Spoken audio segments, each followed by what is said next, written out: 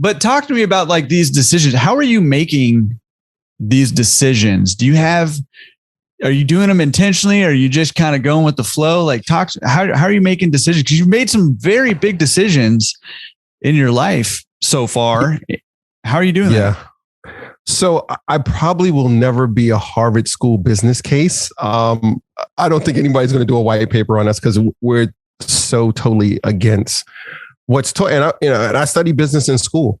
And probably everything they taught me, except for, understanding financials, that's core, like understanding expenses and income and debits and credits. Like that's the foundation. Like that's what it is. You can get creative with numbers all you want, but there's a core that you cannot get away from. There is no formula for what I do. There is no, in my head, I have like, I want to have a 10-page business plan and I want to map all this stuff out. It ain't so. And I'm here to like share with the world. I'm sure there are plenty of people out there who are like that. Like they struggle writing a business plan, or they feel they have to have some dynamic blueprint before they start something. And I'm not saying you shouldn't have plans or you shouldn't do research and study. A lot of things I just did. And I'm a firm believer in taking action, because we'll sit there. Somebody asked me I was on an Instagram live a while ago, and he asked me, and I can't remember his exact question, but he said, something about, studying and like planning versus, just doing something. And I told him straight out, I was like, the more you sit there and analyze, to me, it's a form of procrastination, because you're looking at the pros and cons.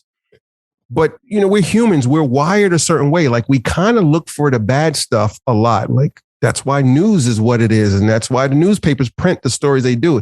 The bad stuff draws our attention more than the good stuff for some weird reason. And over the years, I've been really forcing myself to always look at what's the positive.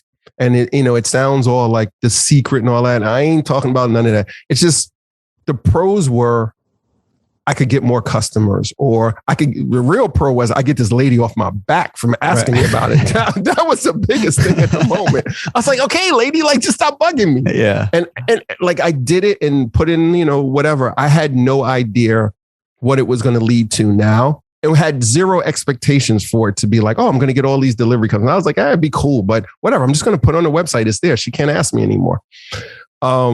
Some things I will sit down and like, I'll sketch it out. Like, I sketch out some notes for our thing today.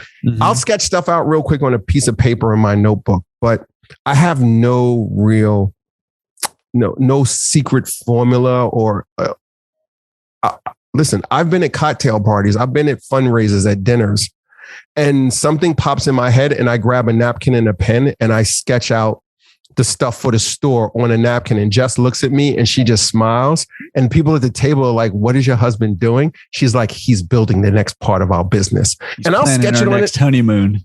Exactly. Right. I've sketched it on in my house. I've got napkins with like schedules on it with ideas or diagrams or how we should do stuff. I'm just kind of in the moment. And I let that, I believe action is the key. I let that moment drive me to the next thing, but I don't do it blindly. Like I'm not just like, let's go blow $10,000 on this. Well, I've kind of done that. You win some, you lose some, I brought this piece of equipment for the store that we use. It was a great piece of equipment. So people could pay using QR codes and the app on their phone, and they paid at a kiosk. It was awesome. But we ended up shutting the store down like, 5-6 months after I brought it. So this thing is sitting in my sitting in my house now. And I'm just like, where I'm going to use it next. But yeah, I'm sorry to say I don't have any like system or plan that I could give all the listeners to say. I'm just like, just do stuff. Yeah. Well, do not apologize for that, because I think that is the thing. I cannot tell you how many coaching consulting clients I have who want the business plan template, which is fine, like not bad to have it, who want to know every little piece of information possible.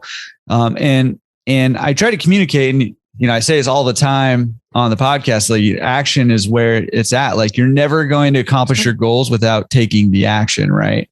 And so it's, I mean, like you said, it's good to have that core bit of knowledge, that core bit of information, do your research, but it's about taking the steps. And, people, I've heard the analogy. I don't know who came up with it, but it's a famous one. Everybody's probably heard of it, but it's like, if you wait for all the green lights, to go, all the lights to turn green before you start going, you're never going to go. Right. And I see that happen all the time.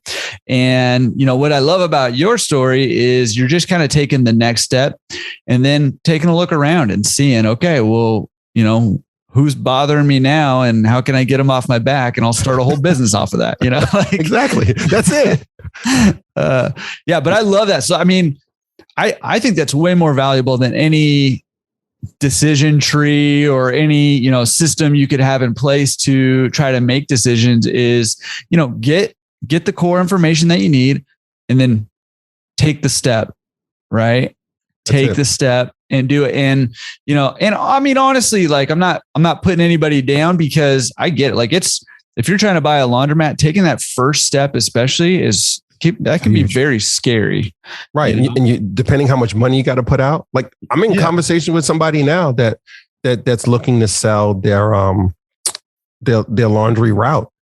And it's a good chunk of change that they want. And I could understand somebody getting into the business for the first time.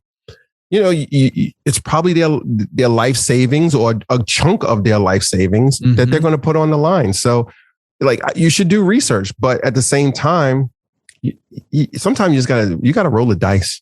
You just got to do it. Yeah. Yeah. And, surround yourself with good people too. They'll save 100%. You from a lot of mistakes. Like you don't got to learn. I mean, that was a big part of my mistake, right? Like I learned all my mistakes, not all of them, but I learned a lot of my big mistakes, my expensive mistakes, because I was doing stuff on my own. Whereas if I had just had a couple people who knew a little bit more than me, it would have saved me tons of heartache, tons of money, tons of time, all that stuff. So that's, but you wouldn't have the battle scars, Jordan. That's what makes it super sexy. That's right. Chicks dig scars. So that's it. I love that. Okay. So